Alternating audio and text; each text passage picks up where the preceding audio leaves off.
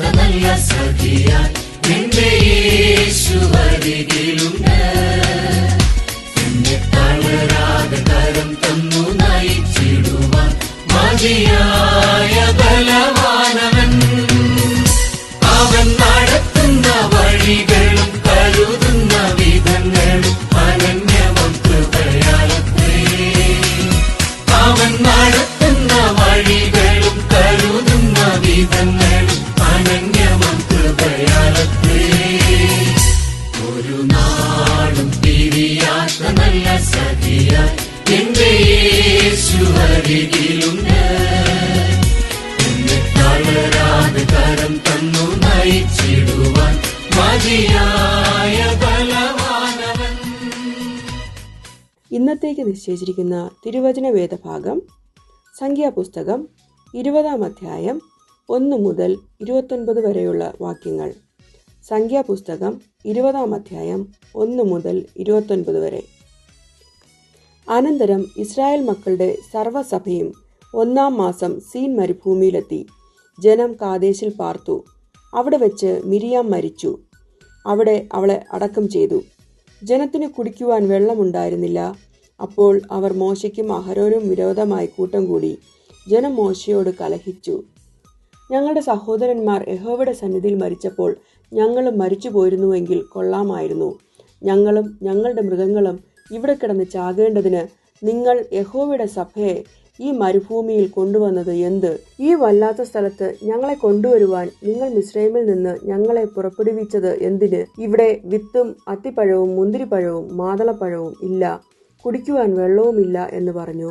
എന്നാറെ മോശയും അഹരോനും സഭയുടെ മുമ്പിൽ നിന്ന് സമാഗമന കൂടാരത്തിന്റെ വാതിൽക്കൽ ചെന്ന് കവിണ്ണു വീണു. യഹോവയുടെ തേജസ് അവർക്ക് പ്രത്യക്ഷമായി. യഹോവ മോശയോട്, നിന്റെ വടിയെടുത്ത് നീയും സഹോദരനായ അഹരോനും സഭയെ വിളിച്ചുകൂട്ടി അവർ കാണുകെ പാറയോട് കൽപ്പിക്കുക, എന്നാൽ അത് വെള്ളം തരും. പാറയിൽ നിന്ന് അവർക്ക് വെള്ളം പുറപ്പെടുവിച്ച് ജനത്തിനും അവരുടെ കന്നുകാലികൾക്കും കുടിക്കുവാൻ കൊടുക്കണം എന്ന് അരുളി ചെയ്തു. തന്നോട് കൽപ്പിച്ചതുപോലെ മോശ യഹോവയുടെ സന്നിധിയിൽ നിന്ന് വടിയെടുത്തു. മോശയും അഹരോനും പാറയുടെ അടുക്കൽ സഭയെ വിളിച്ചു കൂട്ടി അവരോട്, മത്സരികളെ കേൾക്കുവിൻ, ഈ പാറയിൽ നിന്ന് ഞങ്ങൾ നിങ്ങൾക്ക് വേണ്ടി വെള്ളം പുറപ്പെടുവിക്കുമോ എന്ന് പറഞ്ഞു. മോശ കൈ ഉയർത്തി വടി കൊണ്ട് പാറയെ 2 പ്രാവശ്യം അടിച്ചു. വളരെ വെള്ളം പുറപ്പെട്ടു. ജനവും അവരുടെ കന്നുകാലികളും കുടിച്ചു. പിന്നെ യഹോവ മോശയോടും അഹരോനോടും, നിങ്ങൾ ഇസ്രായേൽ മക്കൾ കാണുകെ എന്നെ ശുദ്ധീകരിക്കുവാൻ തക്കവണ്ണം എന്നെ വിശ്വസിക്കാതിരുന്നതുകൊണ്ട് നിങ്ങൾ ഈ സഭയെ ഞാൻ അവർക്ക് കൊടുത്തിരിക്കുന്ന ദേശത്തേക്ക് കൊണ്ടുപോവുകയില്ല എന്ന് അരുളി ചെയ്തു. ഇത് ഇസ്രായേൽ മക്കൾ യഹോവയോട് കലഹിച്ചതും അവർ അവരിൽ ശുദ്ധീകരിക്കപ്പെട്ടതുമായ കലഹജലം. അനന്തരം മോശ കാദേശിൽ നിന്ന് ഏദോം രാജാവിന്റെ അടുക്കൽ ദൂതന്മാരെ അയച്ച് പറയിച്ചത്, നിന്റെ സഹോദരനായ ഇസ്രായേൽ ഇപ്രകാരം പറയുന്നു, ഞങ്ങൾക്കുണ്ടായ കഷ്ടതയൊക്കെയും നീ അറിഞ്ഞിരിക്കുന്നുവല്ലോ. ഞങ്ങളുടെ പിതാക്കന്മാർ മിസ്രൈമിൽ പോയി ഏറിയ കാലം പാർത്തു.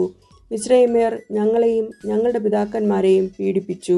ഞങ്ങൾ യഹോവയോട് നിലവിളിച്ചപ്പോൾ അവൻ ഞങ്ങളുടെ നിലവിളി കേട്ട് ഒരു ദൂതനെ അയച്ച് ഞങ്ങളെ മിസ്രൈമിൽ നിന്ന് പുറപ്പെടുവിച്ചു. ഞങ്ങൾ നിന്റെ അതിരിങ്കലുള്ള പട്ടണമായ കാദേശിലെത്തിയിരിക്കുന്നു. ഞങ്ങൾ നിന്റെ ദേശത്തു കൂടി കടന്നു പോകുവാൻ അനുവദിക്കണമേ.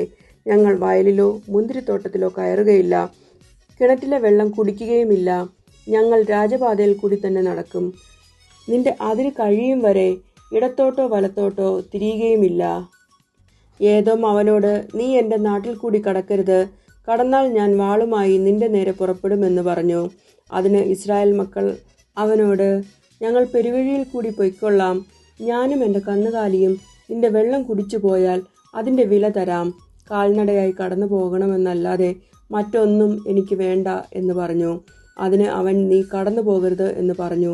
ഏദോം ബഹുസൈന്യത്തോടും ബലമുള്ള കൈയോടും കൂടെ അവൻ്റെ നേരെ പുറപ്പെട്ടു. ഇങ്ങനെ ഏദോം തൻ്റെ അതിരിൽ കൂടി കടന്നു പോകുവാൻ ഇസ്രായേലിനെ സമ്മതിച്ചില്ല.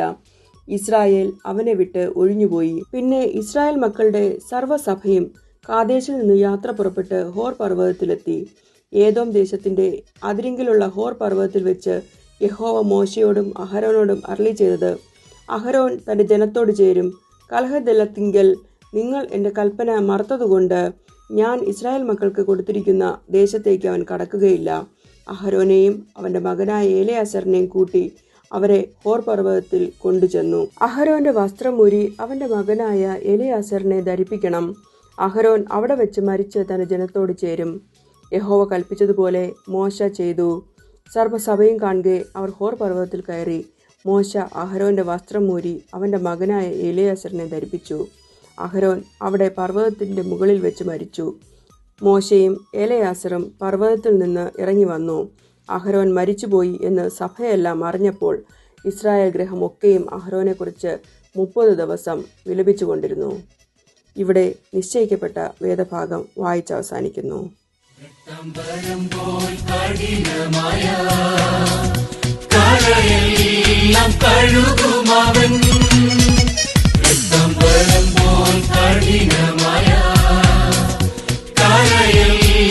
കഴുകുമവൻ എന്റെ പാപം പോക്കി എന്നെ ശോഭയാർന്ന സൃഷ്ടിയാക്കുമേ. എന്റെ പാപം പോക്കി എന്നെ ശോഭയാർന്ന സൃഷ്ടിയാക്കുമേ. അവൻ നടത്തുന്ന വഴികളും കരുതുന്ന വിധങ്ങളും അനന്യമം കൃപയാലത്രേ. അവൻ നടത്തുന്ന വഴികളും കരുതുന്ന വിധങ്ങളും അനന്യമം കൃപയാലത്രേ. ഒരു നാളും പിരിയാത്ത നല്ല സഖിയായി എന്റെ യേശു അരികിലുണ്ട്. എന്നെ തളരാതെ കരം തന്നു നയിച്ചിടുവാൻ മതിയാ